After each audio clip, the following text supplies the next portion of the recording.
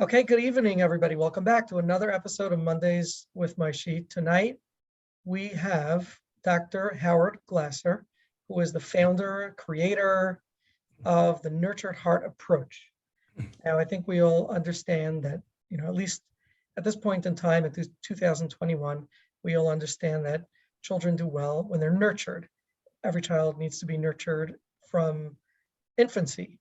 But Dr. Glasser actually created, and came up with an idea about nurturing and how far good nurturing and strong nurturing, healthy nurturing can go, and which populations it can actually be effective with in areas that other parents, clinicians have not been as successful. So Dr. Glasser, could you just tell us a little bit about who are you? What's your background? How did you find and discover this tool? And then we'll talk about who it's appropriate for. I feel like saying that I was born in Brooklyn, New York, just to That's connect the important. dots. Yes, I moved when I was 1 month old, so I was an early adapter of. My background is I studied in New York City, City College, New York University, psychology. And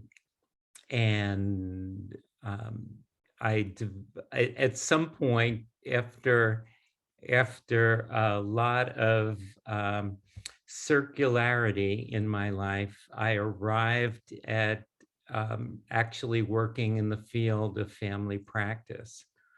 And that's what led to Nurtured Heart approach. Okay. Can you tell me what were some of the things that you saw in when you say family practice? Is this family therapy? Yes. Is it other kind of family work, case management? Family therapy. Okay. And what's unique about my story, and I think what explains Nurtured Heart approach a little bit, is that I decided late in my graduate studies to take a year off to live my childhood dream of cabinet making, woodworking.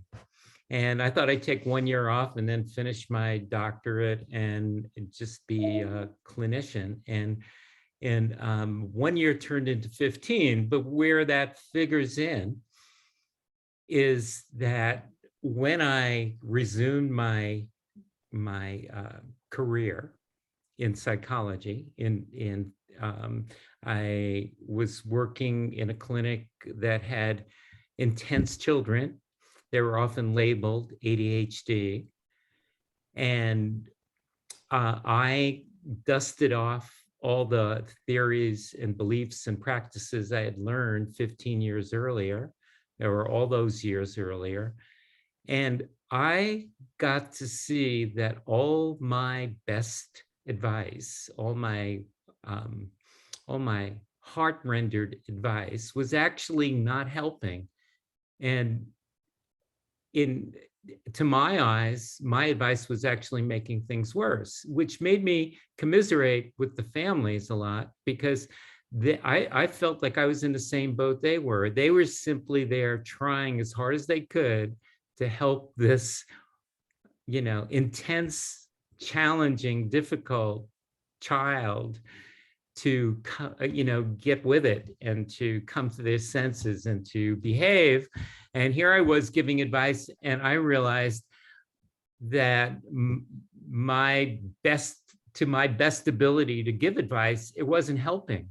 And it made me feel very collaborative with them. And at some point I was out of advice. I had nothing. I'm going to sound like a Seinfeld show. I had nothing. And if you know that reference. And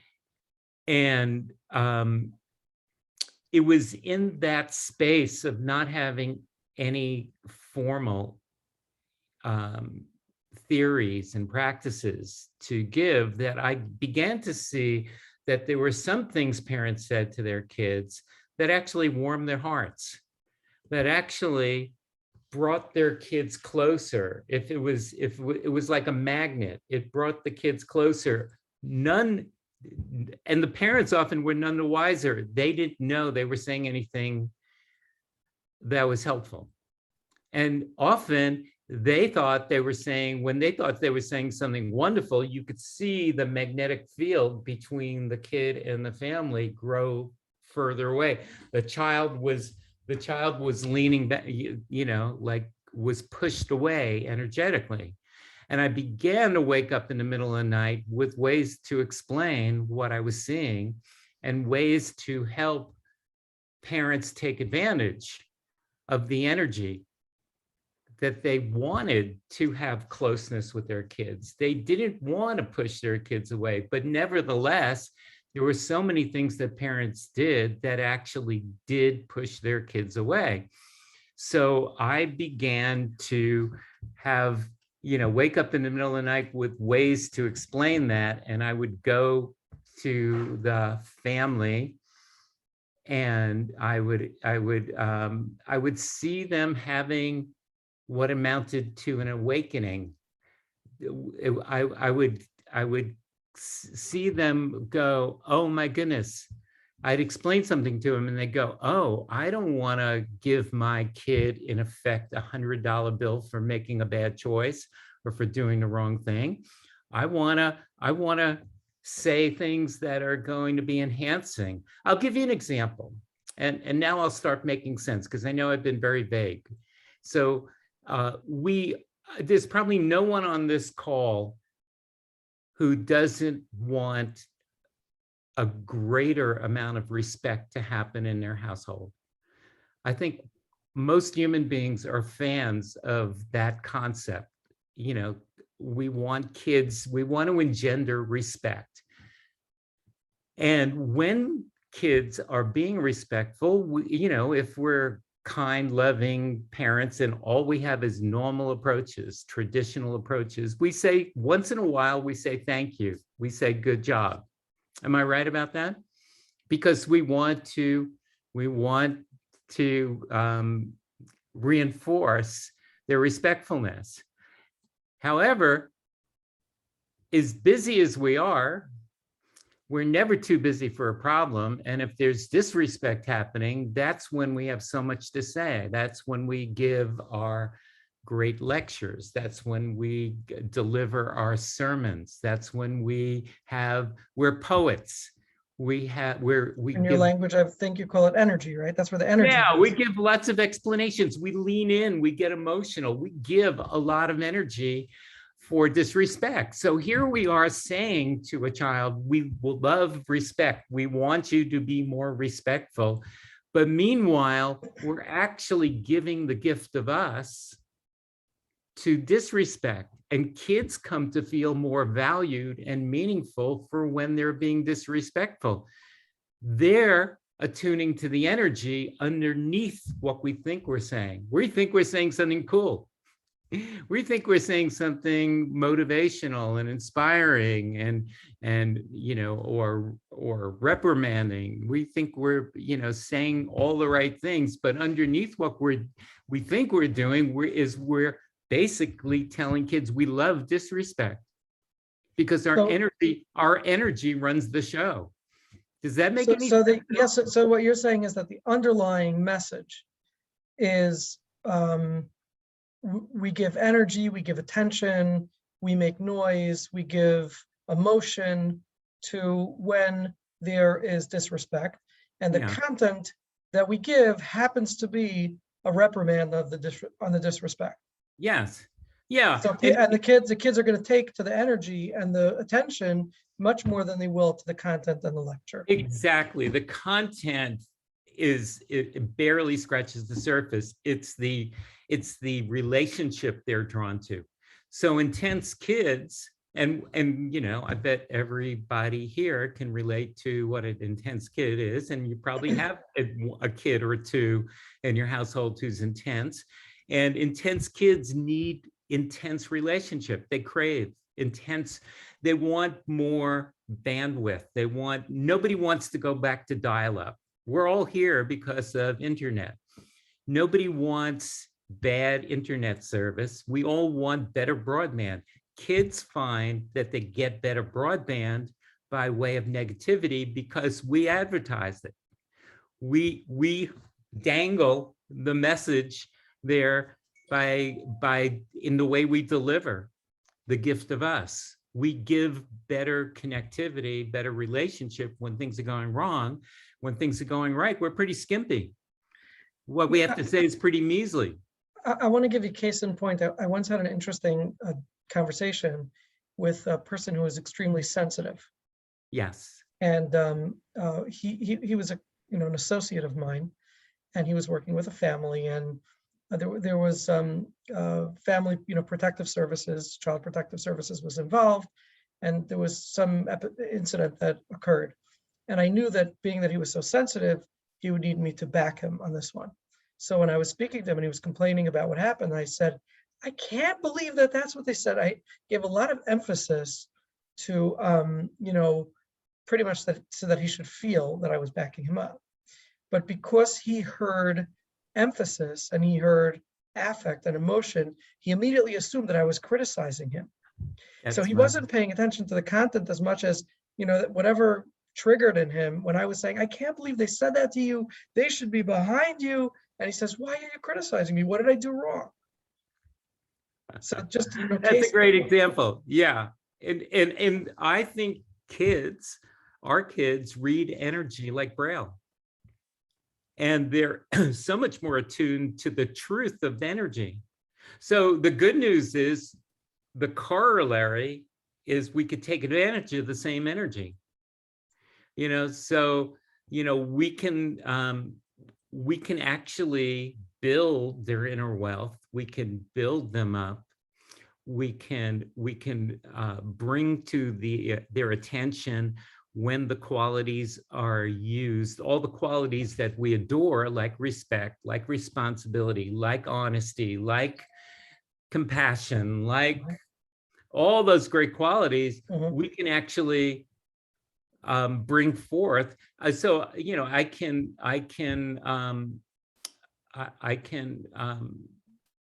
pick on anybody here and say, I don't know anybody here. I'm getting to meet you, and I see. I'm going to talk to you, Dr. Norman. Is it Dr. Norman? It's Moshe. Moshe. Thank you. Even the way you responded just now and the way you told your story reveals to me your understanding. It reveals to me your mind and heart is one that gets attuned to the people you bring to your show.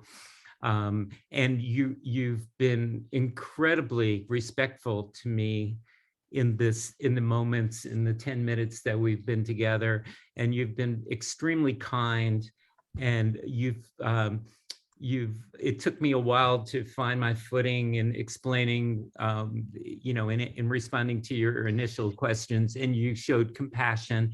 Those are great qualities I see in you. Can you hold on a minute? I'd like to get my 7th grade teacher on the call so he can hear that.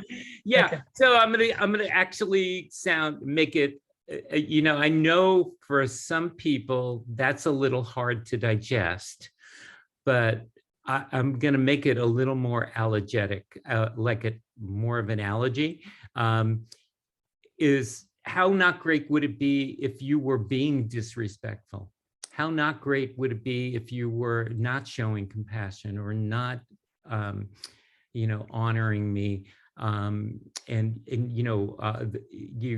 invited me here to, trash my work and make fun of me, and that would be really not great. It would be remarkably not great. So therefore, if we were going to just go with the truth of the moment is you're being remarkably compassionate, remarkably kind, remarkably respectful. Those are great qualities.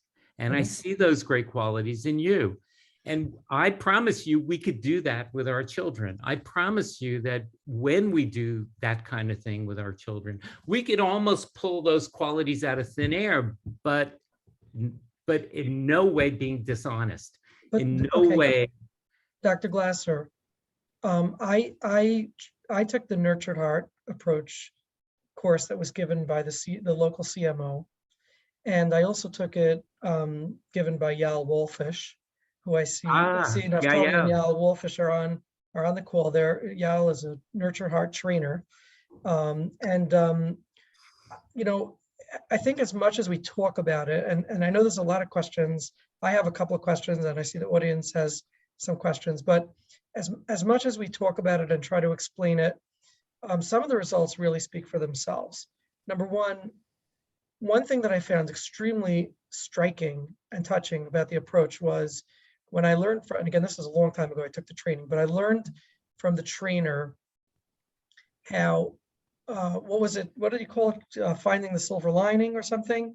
And so even when the example they gave was that a student raised his hand and said, Mr. Glasser, this lesson sucks, right? Or something like that. And the Nurtured Heart teacher responded, I'm so glad, it's so meaningful to me that you take this class seriously enough to care, that when you don't agree with something, or you find it boring, that you share that with us. That's so wonderful. Thank you for sharing that. And it's sort of really Yeah, you're twisting. courageous enough to tell me your truth. Yes, We can carve out a truth.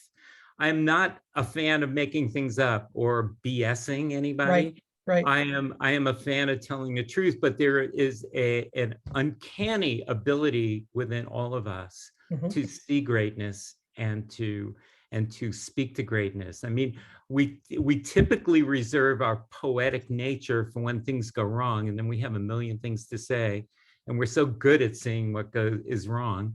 We had to, once upon a time, for survival, see exquisitely into what's wrong with the picture. Our ancestry, we wouldn't be here unless our ancestors were able to survive by way of seeing little hints of danger, little Mhm. sounds in increments of danger. So it's in our bloodstream, it's in our nature to see what's wrong with the picture. We haven't quite cultivated such an exquisite ability to see what's right with the picture. And I'm not talking about just making things up Well, I mean, this really takes a good eye to be able to a good eye and a mindful parent or counselor to be able to notice and acknowledge the positive characteristics that are inherent in almost all behaviors, even when those behaviors appear superficially negative. And I think that is really at the core of what you're trying to teach. Is that right? Yeah, you're exactly right. Yes. Yeah. Uh, we we have a gear that's not often used. If all we have is normal, my contention is the same intensity that can be frustrating and drive people crazy, and be of great concern and wind up being symptomatic, is exactly the same intensity that's the fuel for a child's greatness. And, I'll prove to you that we have the ability to see greatness because, think about all the people on the planet, 7 billion plus people on the planet. Unfortunately, mathematically, it means that 150,000 people or more each day are passing away, unfortunately. How many of those people have ever heard a single word about their greatness while they're alive? But I guarantee you at their memorial services, people are lined up at the microphone, whether it's a virtual service or an in-person service, people are lined up to tell stories about how this person had such a great sense of humor, and this person had such a remarkable spark for life, and this person had such a great sense of being thoughtful and considerate, and etc. We can wax poetically when it's too late. Mhm, mhm. And I just feel like people deserve to hear about who they are and what's great about them Yeah. before they pass away. Yes. Yeah. It It just actually, makes more sense to me. yeah, a number of years ago, I actually read an article, a fascinating article. It was a story of an old couple in their late 80s. I forget where it was.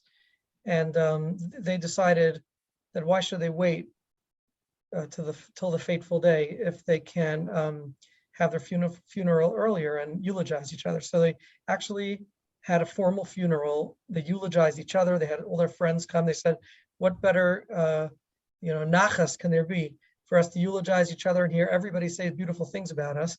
And then they had the meal and the party, and they were interviewed afterwards, and they said, now dying is just a formality. Oh my goodness. But it's a true story. There's probably a great business model right there of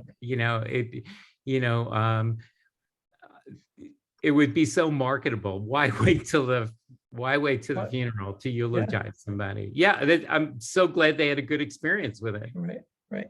Yeah, So, I think to take the analogy a little further and to be playful with you here is, I think we're dying to tell people how we feel, and we're not groomed necessarily to speak our minds in that way, in that particular way. Well, and you talk so much about children, but what about adults? Yeah, the same application can be to the adults in our lives, and we can cultivate such more, much more open, safe, and pleasant relationships if we can only be transparent about the way we feel about each other. Yeah. And it doesn't mean that we can't speak our mind and say, I need to share something really important with you. It doesn't mean that we can't, if somebody crosses a line with us, we can't reset ourselves and we can't reset that person.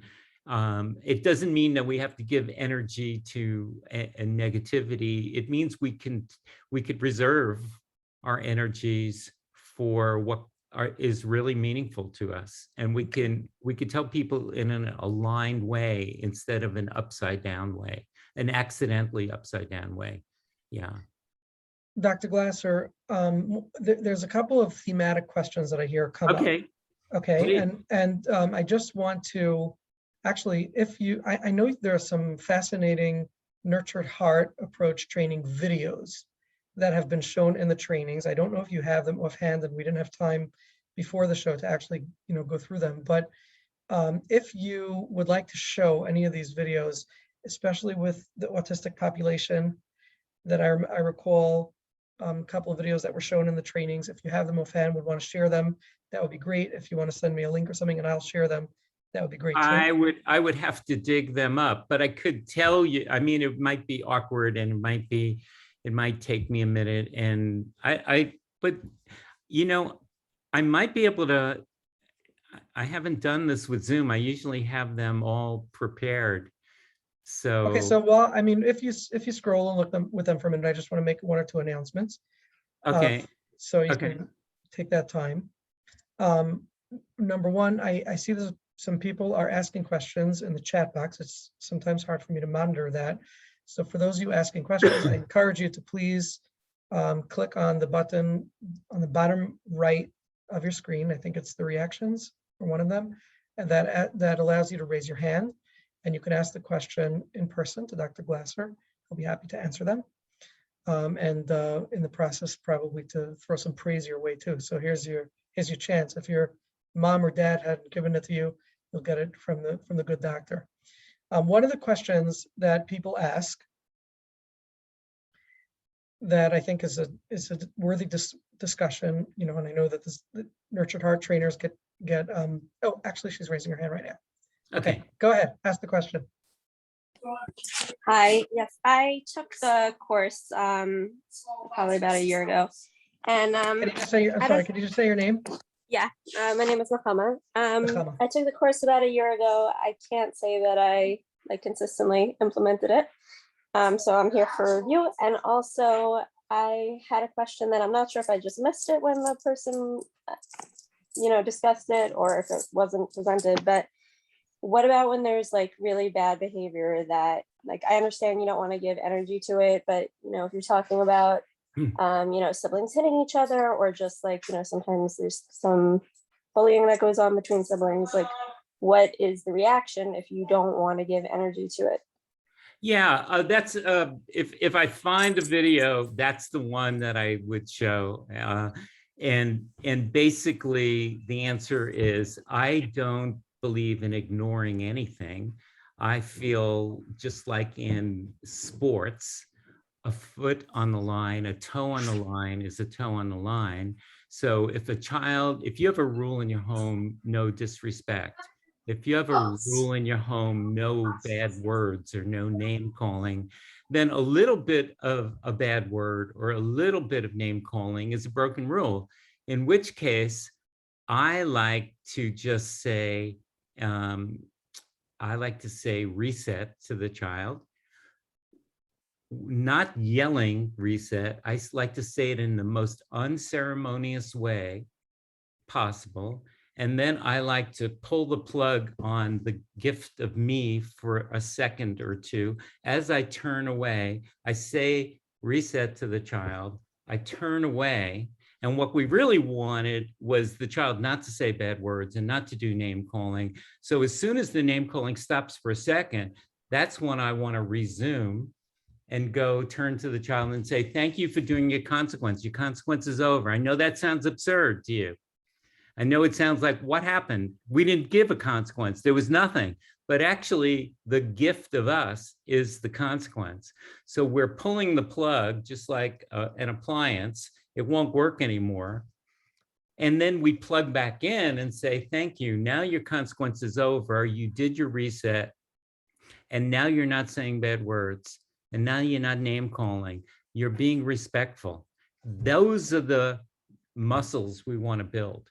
Those are the gears we want to, and I've worked with some of the toughest kids, and you'd think, it would be absurd to just say reset for a couple of seconds.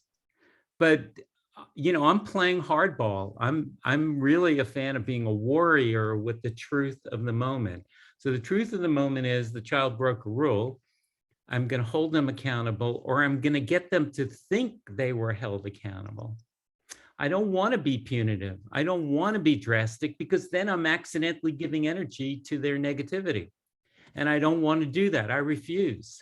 I want to be scrupulously careful to give them a consequence while not giving energy to negativity, while being poised to jump back in and build the very muscles I want to build. So I know that's a long-winded explanation, but that's the answer.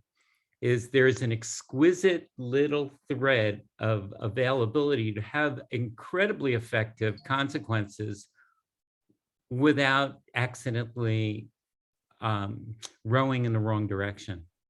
I'll let you call on the next person. Okay, I'm going to call on the next person, but it's a great idea, and I wonder also, just thinking back, to my own childhood and kids in the class making trouble, and I wonder what a great relief it must be for the child to not get that, that punishment. Sometimes kids are acting out of anxiety, they're acting out of trauma, they're acting out, and for all different reasons. And when you don't energize it and you say, the consequence is over or something like that, it must be a great relief to them to feel like they're getting that second shot.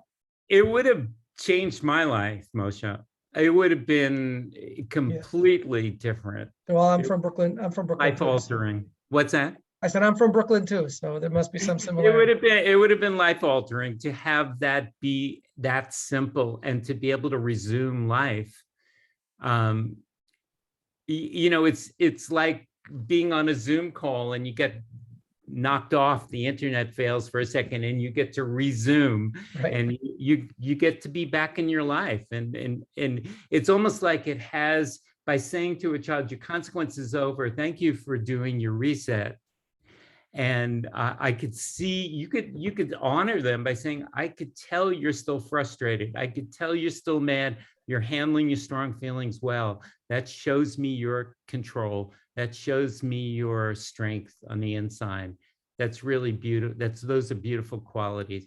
And so we can fiercely get back to building them up, but not in a false way, in an inherently strong way. I'm a fan of inner wealth. I I've come to see with so many kids I work with that as we build inner wealth, they start making great choices. Beautiful. Natana, go ahead. Yeah, hi. Can you hear me? Yes, we hear you. Okay.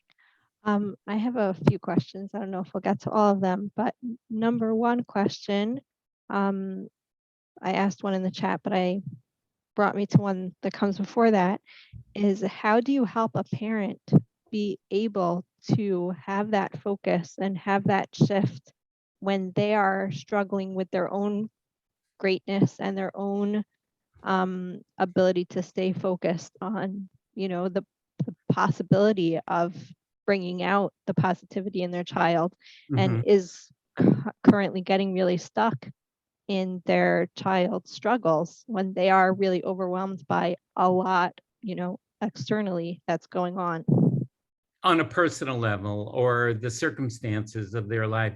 Yeah, it's a wild living in as a human being, as you all know, is a wild ride. It's not, if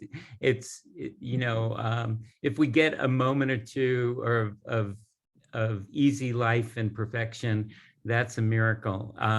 So what I like to think we can do, I mean, in the beginning, I developed this only completely, entirely for the families I was working with and the kids I was working with.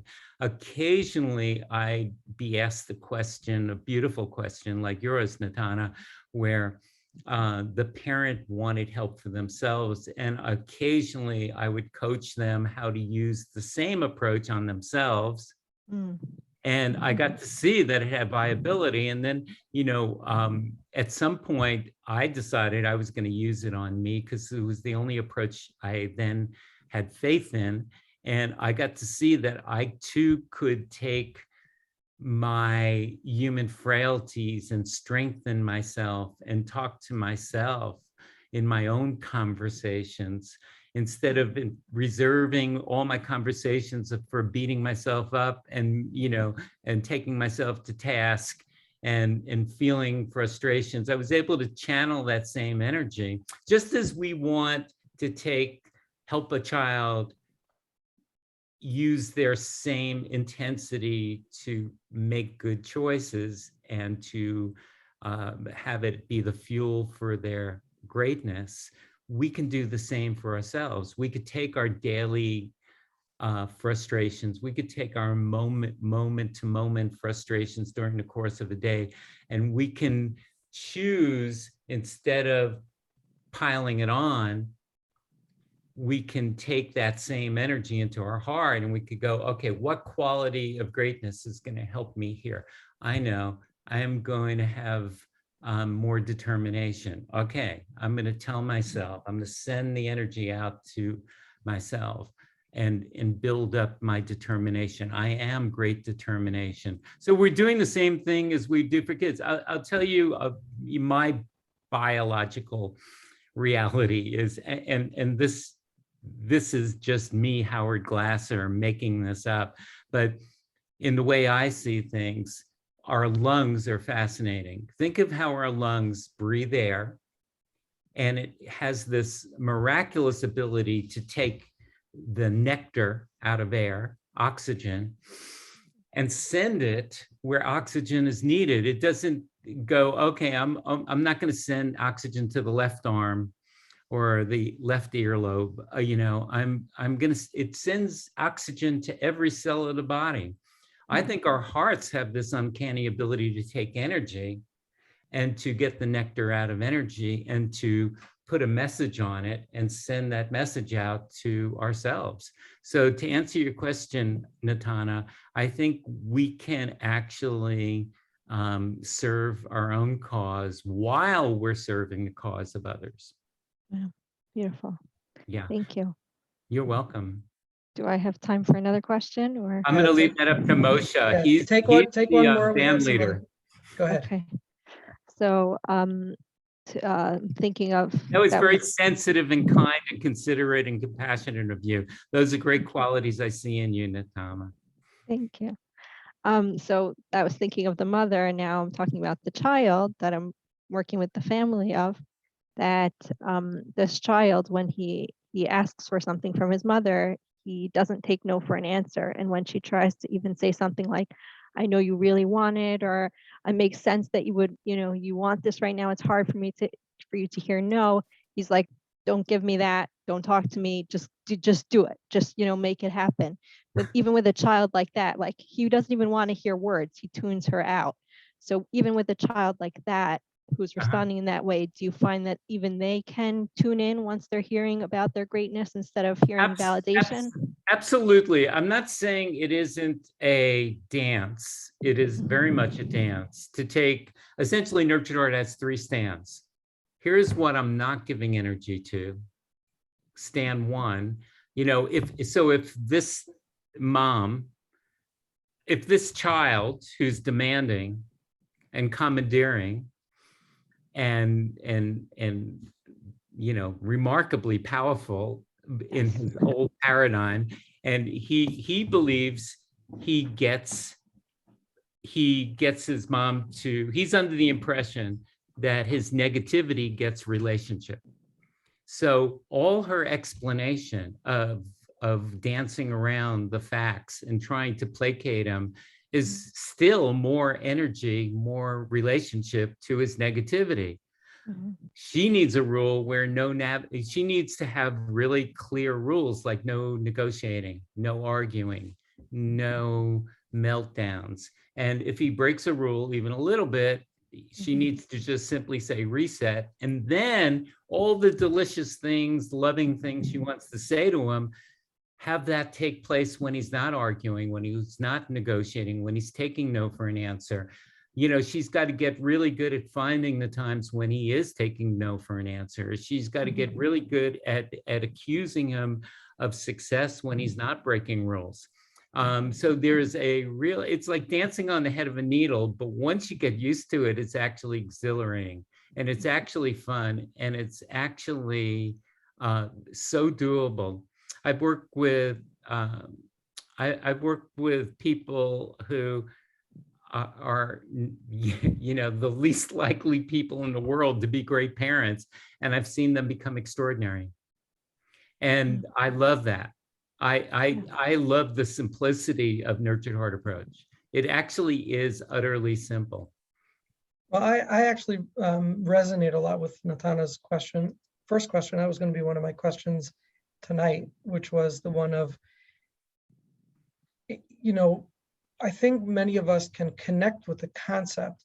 How many of us can be consistent in staying when, for those of us who have really difficult children, especially the oppositional and defiant children, or the very rigid black and white children who really give us a run for our money. How many of us, what percentage of parents can be consistent in staying the course of finding that positive energy and stepping away from the negative energy? What do you find? Yeah, it's really tough. And I'll tell you, if all you have at your disposal are, normal traditional approaches, then the problem is even the most loving parents wind up giving a ton of relationship and energy, love. Essentially, energy is love. We wind up giving love when the children are being, crossing lines and being annoying. The toughest, I'm going to say this diplomatically, some of the toughest families I've ever worked with are people who are professionals in the field, such as psychologists and counselors and social workers, because they have so many methods and they're trying so hard to be loving. So when their children are squabbling, they sit the kids down and they say, come on, kids, it's not okay to get along, to argue with one another. You really need to be supportive of one another and be loving with one another. And the problem is, these kids are having a problem and they're getting 5 or 10 minutes of relationship with their mom. And when they're not having problems, we're busy, but we're never too busy for a problem. So we wind up giving kids an a imbalanced impression that they're more valued and meaningful when things are going wrong. And it's the more, if we're limited to, so to me, it's not the kid who's the culprit or the parent who's the culprit or the teacher who's the culprit. The culprits are the methods we have at our disposal, because they wind up getting us stuck in relationship at the very wrong times. So Nurtured Heart is about putting that in reverse. Great. Did that make any sense? It made sense. I want to run on to the next question, because we got more and more popping up as I see that. People are getting excited. What an active audience you have. Yes. You have quite the following. I'm very impressed with you. This is, and pretty much everyone here is a mental health professional. And that's one of the next questions. Go ahead, Sarah. Well, there you go. I'm glad I said that delicately. Yeah, right. Sarah, go ahead. Listen to this. Okay, question. so I really did have the same question as Natana that he sort of answered, because here's a client that I'm working with that is a kid that is terribly behavioral at home, and school's complaining terribly behavioral in the class. And it's like all that negative attention. And the more I do the work and try to give her that space and all that, that positive attention, the mother is so lacking. And every time I talk to her and we try to guide her, she just can't do it. So like, as much as we're doing the work, it's really the mother that needs to do that work. Well, so yes, I agree. And I have worked with some people who, I remember one family, they were, for lack of a better term, low functioning. They didn't have much of a vocabulary. They grew up in an orphanage. Both these parents grew up at the same orphanage. So they didn't have a lot of nurturing when they were growing up. They didn't know what it was like to be nurtured. So I was explaining this approach to the parents, and the kids were sitting there in the office, and you could see the father wanted to say something, but he couldn't get it out. And that's all I said to him. I said, it looks like you, I could see your desire to say something, and I could see it's really tough for you to put it into words. It's almost like you have peanut butter in your mouth and you can't get the words out. And it looks to me like you want to say something really wonderfully inspiring to your child and positive. And lo and behold, he started getting that flow going of saying something. And my agenda was to applaud even the smallest victory on the parent's side. Again, another mother who probably was the least likely candidate to be extraordinary. She had a 13-year-old who had been hospitalized 3 times. And I was asked to see this family on an emergency basis because they didn't want to see this kid go in the hospital again. And all I got was a slip of paper that said, this child, fusses and argues and swears 24/7. And so the parent comes into the office with the child, and while they were in the waiting room, I tried out compliments up one side, down the other. I knew this kid was receptive. The child comes in, sits on the couch with her arms crossed, turned away, looking angry as can be. The mother was sitting there saying, I am so burnt out. I am so burnt out. I am so burnt out. She couldn't say anything other than that. And all I said was, I hear you saying loud and clear that you're very burnt out. And that communicates to me that you don't think you have the energy to handle this anymore. And all I have is this slip of paper that says your child fusses and argues and swears all the time. And right now I see her on the couch and she's turned away and she looks really angry, but she's not cussing and she's not fussing and she's not swearing. And I bet you really appreciate that. And she looked at me and she said, yeah. I said, can you put that into words? Let her know you appreciate that she is making a choice right now. You could see she's angry, but she's not acting out her anger. She's not taking it out on you. Let her know that that's great. And reluctantly and slowly, the mom turned to the child and said something along those lines. And my job as the therapist was just applaud the mom as greatly as I could, tell her all about her great qualities, accuse her of being extraordinary. And you know what? In that situation, it just got the flow going. They burst into tears. They had a love fest. The mom started telling this child more about her good choices. And, you know, sometimes it's just about getting, you know, you have a rusty faucet and you got to jar it a little bit and get it flowing, and then, you know, then relish the flow. And that's your job, Sarah, to, you know, relish that parent once she says something. And I may be unusual, but sometimes I'll step on people's toes and tell them, you need to tell your child right now something, you know, I'm going to put words in your mouth. Right now, they're not yelling. That must feel good. Tell them how remarkable that is that they're not yelling. All their normal complaints, when the complaints aren't happening, I put, you know, if I have to get the flow going, I'm going to get the flow going, but I'm cheating. I'm doing that in service of then applauding the parent and building up the parent as they build up the child. Does that make any sense? It does. What in essence you're saying is now the parent is the new client. Oh, the parent is always the client. The parent, that's the little secret, is the parent was always the client. Well, that's I am utterly aware of that, because you know, the child, if the parent doesn't change, if we can't move that mountain, then there's really not much we're going to accomplish. Exactly. Unless that child happens to be at a remarkable school. I understand that there's a school now in Crown Heights that's become Nurtured Heart. I don't know the name of the school offhand, but you know, unless that child has remarkable other resources, it's really incumbent on the parent. Is there like a certain age where they like can move on themselves and do this for themselves? Like once they're like 18 and above? Yeah, well, there's no actual set age. Well, it's actually 16 years, 4 months, and 8 days.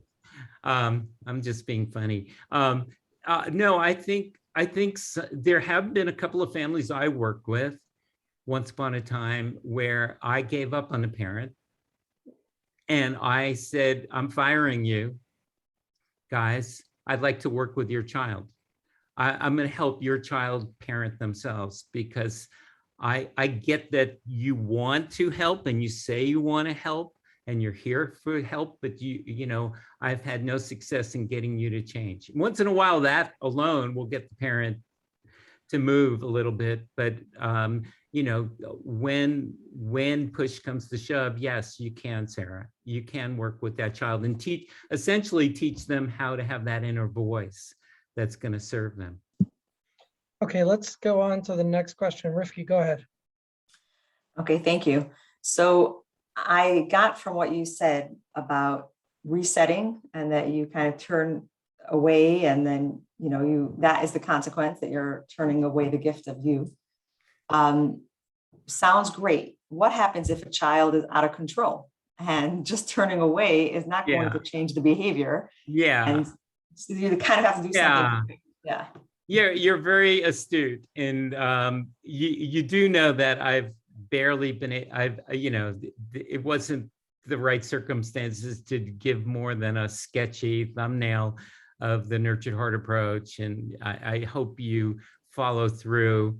You know, there is much more information online and, you know, in books and at Nurtured Heart Institute. But, you know, your question is if there is a situation where there's something that is emerging that's out of control and dangerous, how do you handle that? I like to stick, you know, sometimes you have to step in and create safety, and absolutely safety first, but I'm always going to do it with the same 3 stands in mind.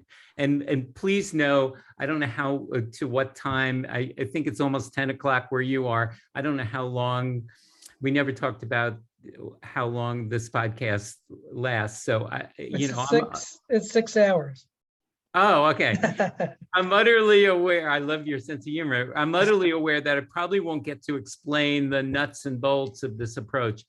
I'm going to leave that for you all to discover. But, while I'm creating safety, I'm still going to stay with stand 1. I refuse to give energy to negativity as best I can.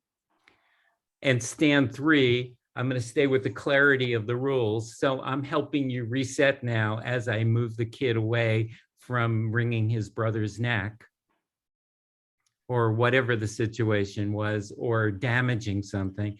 I'm resetting you I might say out loud, and I'm resetting myself. And then I'm still, as soon as I can resume into the next truth of the moment, I'm still going to fiercely desire to build up the inner strength, the inner wealth of the child by getting back to the next truth of the moment. So if I wanted this child to resume being safe and thoughtful and using their self-control, then I am going to take advantage of those next moments whenever they happen, even if it's a minute later. I am going to, that's going to be my priority, is like, wow, you were really angry and you were really out of control, and now you're in control. I don't know how you managed to do that, but now you're using your power, because I'm not doing it for you anymore. I gave you a little help, but now you're using your power, your control, your wisdom to make a good choice, even though you're still mad. You're handling your strong feelings well. Those are the muscles I want to build up. So the minute that the child is back in control, or the second, you right away jump onto that. Why not be in the truth?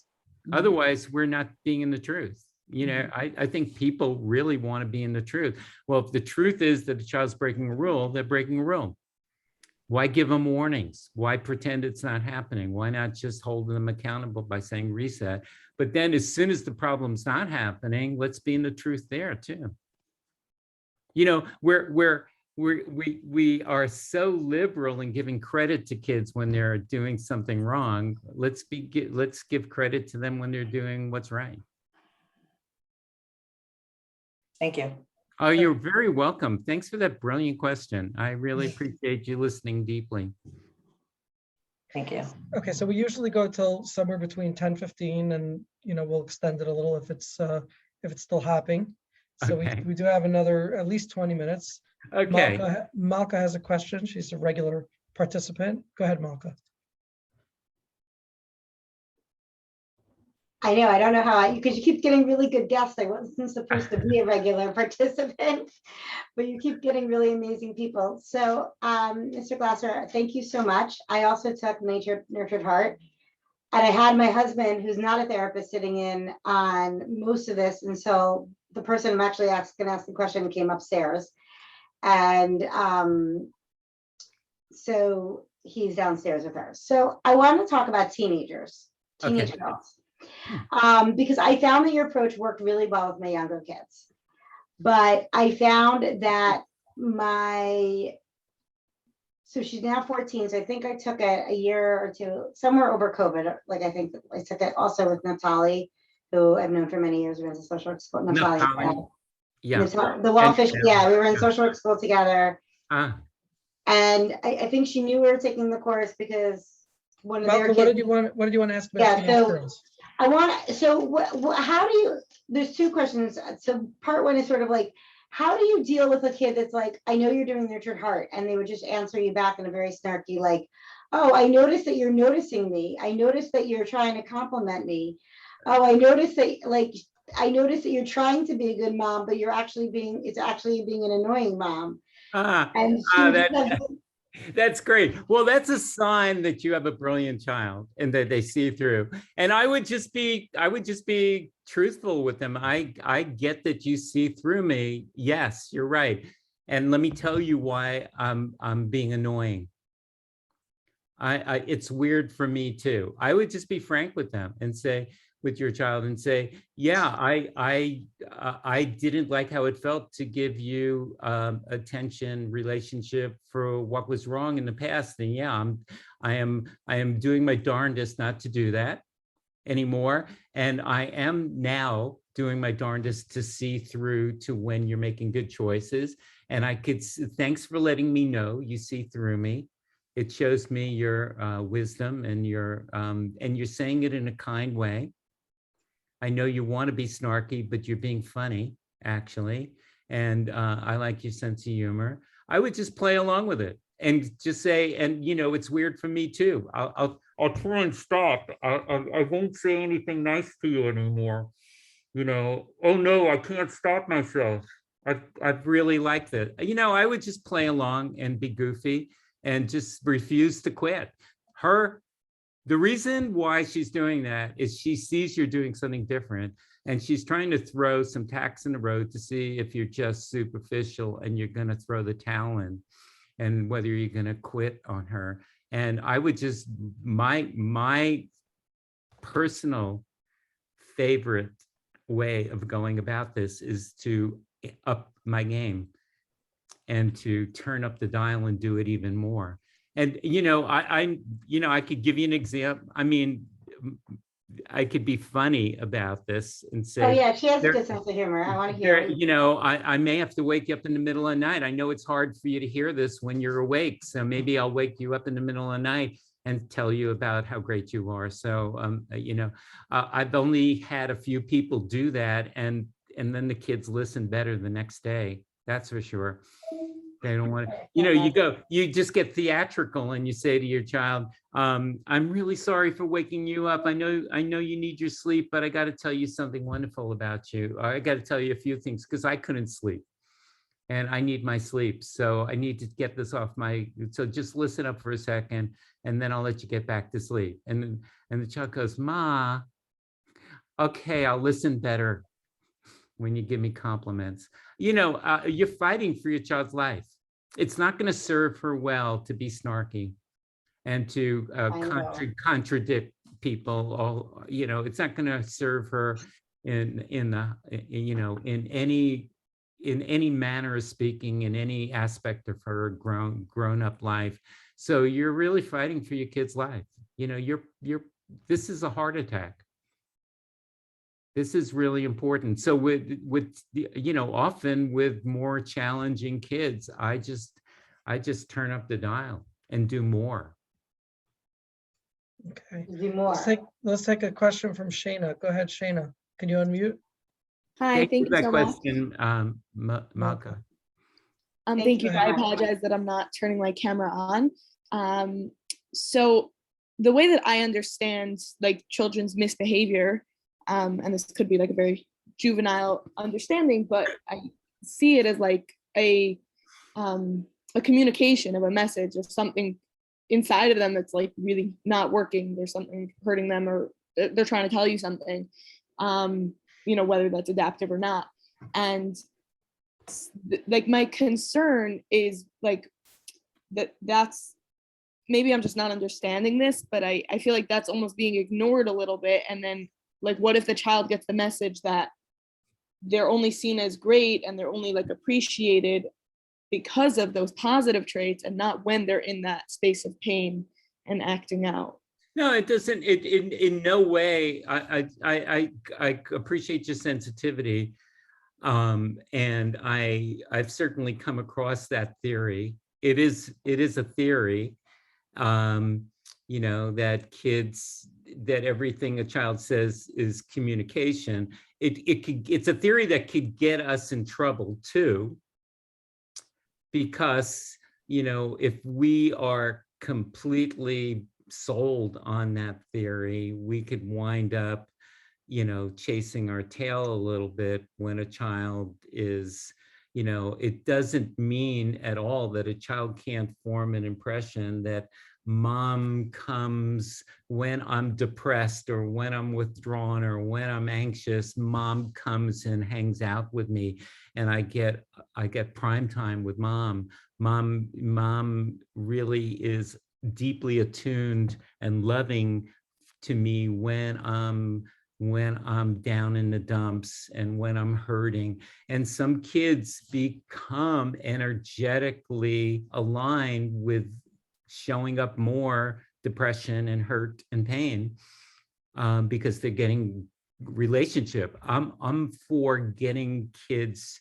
I'm more a fan of let's get the pattern of energy out of the way. Let's get it aligned. Let's tell kids about what the great qualities we see at them. And that creates the space to be able to be there when there is an issue, but to be there and not in a way that's going to get us into a pattern and not gonna get us in trouble.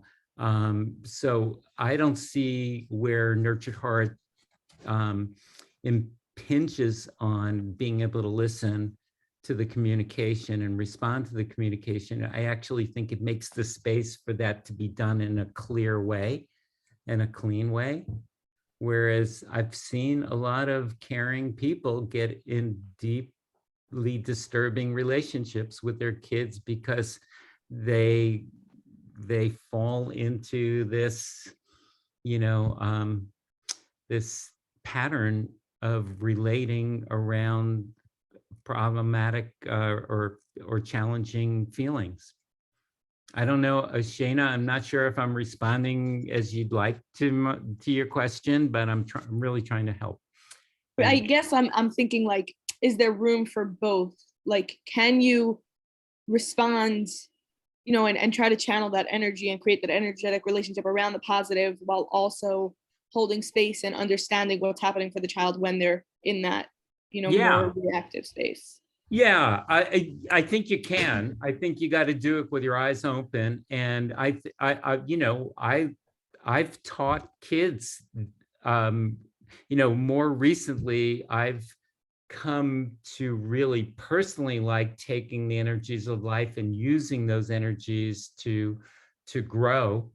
I like to use that as my compost to grow my garden of greatness.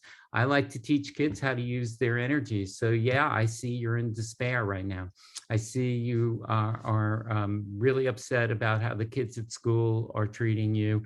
And I get that you are feeling a lot of frustration. I'm hearing you. And let me teach you what I do to use that energy, to take that energy and have it serve you. Why let energy take us down? Why not help kids to be their own therapist? Got it. Thank you so much. Oh, you're welcome. Thank you for asking that great Shana. question. Yeah, I have some expansion on that question, but I'm going to have Aaron Herzog. Thank you, Aaron, for putting this together and reaching out to Dr. Glasser. Go ahead, and then we'll expand on Shana's question. Hi, Aaron. Hi, Dr. Glasser. Thanks for coming up. Good to see you. I used to lead a group about a year ago, 6 mental health professionals on positive parenting. And the positive parenting approach was based on the New Child approach. Yeah, I recognize that book. That's the old version. You need the new version. And I actually have somewhere the new version. So so I was never trained in the New Child approach. I was just reading the book, and we all read the book and we discussed the chapter together. So, but the interesting thing that I realized that when we ended a group, it was going on for about half a year. No one, as far as I know, no one was able to continue building on the work. Like I asked people, they told me I completely stopped using it. Here's my question. Did I do something wrong? Is this something that we have to consistently reinforce? Well, I'm honored by you finding your way to that book, and I'm honored that you created a group around that. I do train trainers in this work, and Yael. I was going to say, could we have Yael answer that question? Oh, yeah, I didn't see Yael here. Go ahead, Yael, answer that question. You're doing this and you believe in it. So tell us a little bit. Hi. Hi. I'm trying to think of the. Yet. I'm looking for you. Oh, there you are. Hi, Naftali. Yeah, my goodness. Can people, the question is, can people sustain this? Well, can they hang in and use this long term?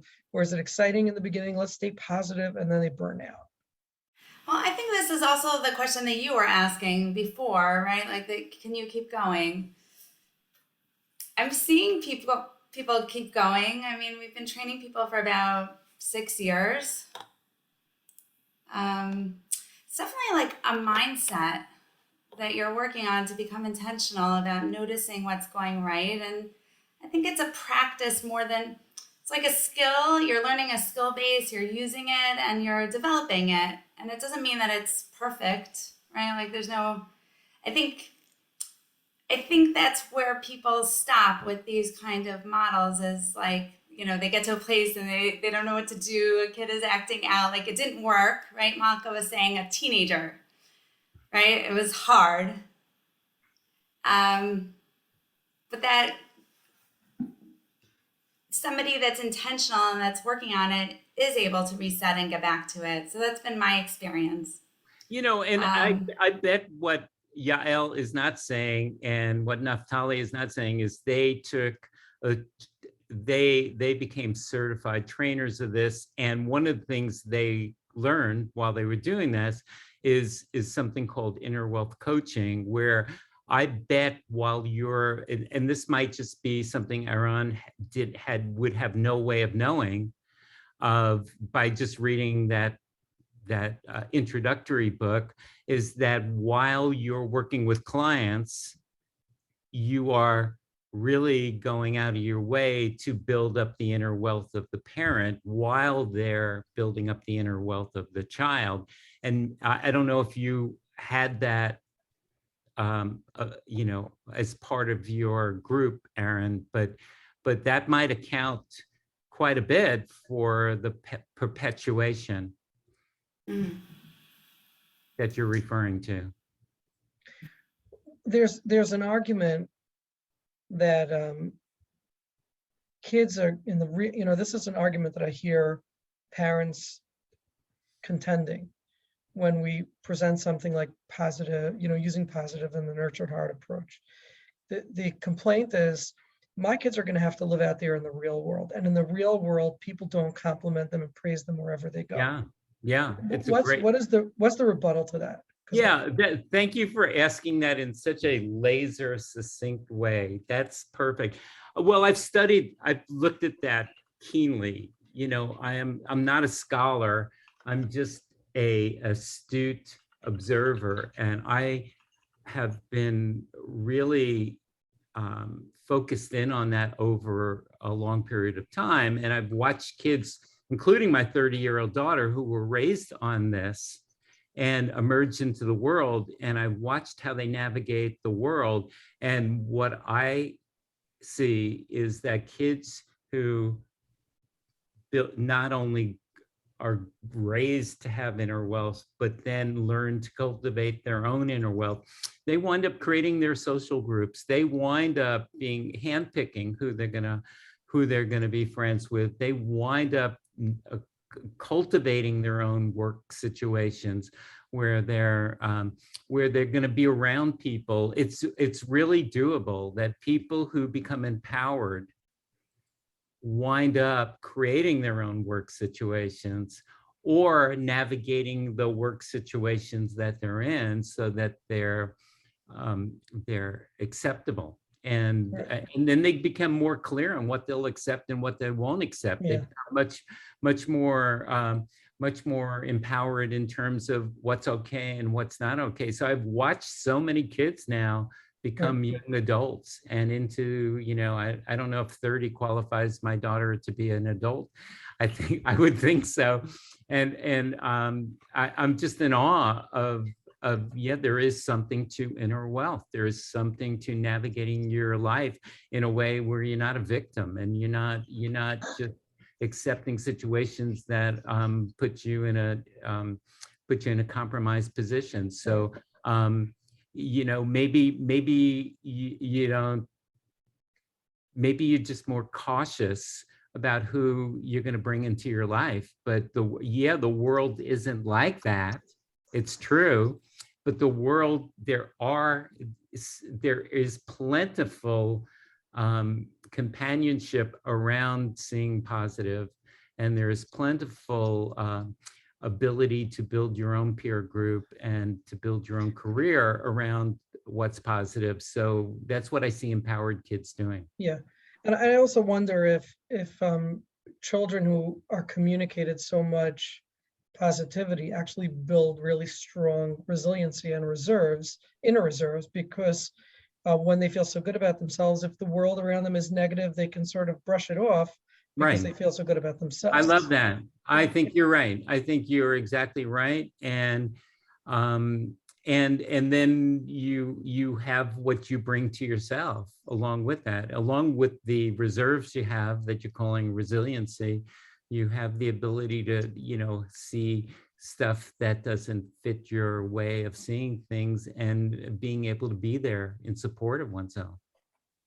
Okay, go ahead, Yael. Yael was in the middle of a No, sentence. and I think that's the goal. Like, we're just building strong children and strong parents. And as we use it with the parents and as we use it with the children, they get a stronger sense of self. So have you seen that with your kids now that you've been oh my doing this gosh, for 6 totally, years? totally. And I think I'm all so the happy time to I'm hear just that. getting success stories from people. I'm just thinking about all your questions a few years later, like, we kept going with this. Like, I'm thinking of a blended family I worked with and how they were having school refusal and a child in the trunk of their car and not going, and how a few years later they are keeping up with it. So I'm thinking about it. I think the stronger they feel, they don't have to use every single exact language. They just have to keep their eyes on that energy and that building of each child and themselves. I think that's and in classrooms, I'm seeing the same thing. Yeah, I think I want. Oh, I'm so glad you're going to speak, Naftali. I saw you leaning in. So please. just to echo on the point you were making before, you were talking about resetting ourselves, to the point that Aaron Herzog was making before with the group. It is a resetting of ourselves where you're out of the game, just like the kids can be out of the game, and maybe you're trying it for 6 months and you're running a group and it ran and then it sort of petered out, but you know that it worked, and you know that for the time that it worked, it felt good and you felt accomplished. And so it's just a matter of dialing that back and saying, hey, 1 second, this worked and I could do this. And then starting again, getting back in the game. Yeah, in the midst of life. I mean, that's the mystery of it all to me, is that, life keeps happening and we have to correspondingly call ourselves up. We have to keep resuming our, our own, empowered way of either we get run over or we step up and we take the wheel and we gather in our strength and we keep showing up. Isn't that what you all do every day, all the time? And life keeps coming, and it's if we're waiting for the perfect pause, where everything's peaceful, we might not get that very often. Life keeps coming. It's how do we enter into life in a way that's gonna help us feel like we keep showing up and keep building ourselves. Yeah, one of the things that I enjoy so much about this program is that each presenter is so passionate about their topic and their innovation or creation, innovation to the field or creation, that it's like, this is the only thing that's out there right now, where it's almost like a trance. And I appreciate it, the wolfishes or wolfish, I don't know how you say that in plural. Wolf-eye. Well, my mother always said I was fish and not fishes when I was a kid. So I appreciate, their contribution to this and latching on to this nurtured heart approach. And for those of you who are interested, I know Yael does trainings, and you can send her an email, send me an email, and I'll connect you. We do have one more. I'm gonna give it a shot now. The nurtured heart approach. Okay. I appreciate Tyvee sitting and having waited with great patience and really waiting his turn, even though it's 10:16 and he could have signed off and logged off like some other people already have. So Taivi, give it a shot. You're the last question of the night. Go for it. Hi, first time I'm speaking here. Really nice. I don't want to waste time with that, but thanks for that, Moshe. I just wanted to know, I think someone chatted, entered in the chat box, with difficult clients. I don't like to call them that, but I just don't have the word for it. Borderline.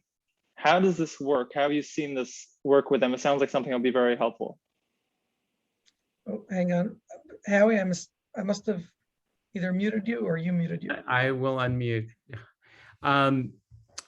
I think it's perfect for difficult clients, whatever you want to call them. You know, everybody, whether they have a diagnosis or not, I think they still have a life to live. They deserve to feel good about themselves. They deserve to feel great about themselves. They deserve to see reflected through you, Toivi. You know, through your eyes, you can relay to them the beauty you see in them and the beauty within. They may have like a most challenging day and they want to tell you about, you know, some of our clients grew up believing they get more in life through negativity, and they're geared to have, they regenerate negative stories so they could come in and have you as a kind, loving person be yet another person in their life who they get relationship from through negativity. So I'm really careful, me as a therapist, is what I'm going to give relationship to. I'm going to carve into what they're telling me that I could pull out. Here's what I hear you did. I get that you think you had a challenging moment, but here's the beauty of what I see within your challenge. Here's what your response reveals to me about who you are as somebody who rises to the occasion. Even though you had to work up a sweat and you had to dig in, you managed to get through that. You managed to handle that situation and get help. You know, so I want to confront people with the successfulness that I see within, buried in what they're saying. I don't want to be oblivious to their pain, but I want to acknowledge, I am amazed at how you managed to bring yourself to this session and be able to describe what went on. And I don't know if you see it the way I see it, but I need to tell you how I see it. Mm-hmm. I think we as therapists have an exquisite ability to build the inner wealth in everybody, whether that person is on the spectrum, whether that person is, you know, you made a quick reference at that, but to borderline, no matter what, people deserve to know who they are and that they're cherished and that they have great qualities too. Mm-hmm. Dr. Glasser, thank you for the question. I hope you chime in again. Dr. Glasser, you got the quintessential compliment. Somebody spoke my thoughts for me, and I think she mistakenly sent it to me privately instead of to the crowd. But the compliment is, and I wholeheartedly agree with this, that I think the greatest benefit from tonight's discussion was the modeling that you provided in being positive and showing a nurturing heart or nurtured heart in the way you responded to the questions and the way you communicated the information. Probably taught us more than the information itself. I cherish that. Whoever said that, I am in awe that you see that in me, and I really I am amazed at the depth and breadth of the questions and the beautiful, caring, loving hearts that are reflected in the questions. And Moshe, I am in awe of your ability to be in the lead and in this situation and make this a most pleasant experience. I'm so grateful, and to my friends Yael and Naftali, it's so good to see you. And I hope I get to see some of you all. Nurtured Heart Institute, if I could do a little advertisement. Sure. And Let's put it out there. we do certification trainings, and they are a wonderful week-long experience of being immersed in this and learning it from the inside out. Is there a website that I can put in? Yes, it's called chat? nurturedheartinstitute.com. Okay, I did want to announce, thank you, Malka, for pushing. Next week, we will be having quite a similar presentation from Dr. Daniel Hughes, who's also very, very attachment-based and positive with children. So he will hopefully be gracing us next week on Monday night, same time, 9 p.m. Eastern time, 6 p.m. Western time. I want to thank you again, Dr. Glasser, and My pleasure. Hopefully in part 2 of the series, Okay. we will watch some of the videos. Okay, I'm and on some notice. of the results. So mark it down. We'll have to make a part 2 just because there's been so much demand. People are shooting me questions back channel, asking for a part 2, and I think it would be really awesome if we I'm can honored. see. I'll be honored. Great. We'll look forward to that, and I'll find some videos for you. Amazing. So we're going to hold you Okay. to that. Okay. Yes. Okay, So thanks nice again. to meet you, Moshe. Likewise. And see you again, guys. Thank you Yes. for that. Okay. Be well. Thanks for the Have a lovely great night. presentation. Bye-bye. Bye, everyone. Bye. If anybody wants to stay on to say hi, I'd love to meet you.